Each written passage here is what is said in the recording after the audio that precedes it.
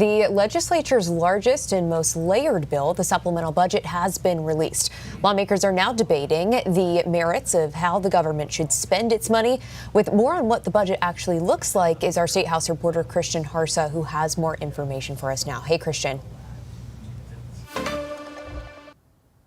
Hi, Brian and Bailey. So the supplemental budget was released yesterday at about 6 p.m. and edits to that were required to be submitted by 8 a.m. this morning. Now, it's confidential how many edits were submitted, but what we do know is that this supplemental budget is looking to spend about $500 million in state funding.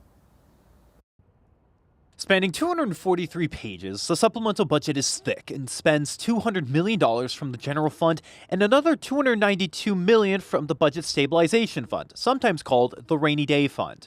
That $292 figure, drafted by the Appropriations Committee, is about $33 million less than the number Governor Janet Mills originally planned to use. Half that figure covers the governor's $300 affordability checks, going out to a third of Mainers. Nearly $55 million goes to housing efforts, including 300 new homes, aging-in-place support, and mobile home construction.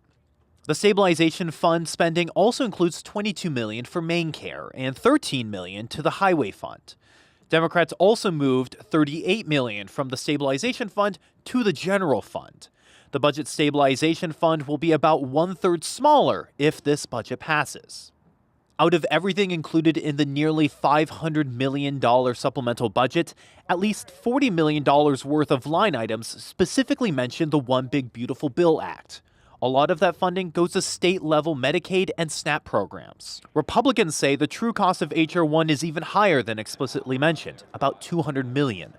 The budget also includes $1.5 million for the governor's AI task force, $2.5 million for the free community college program, and about $46 million for the state's portion of K-12 education.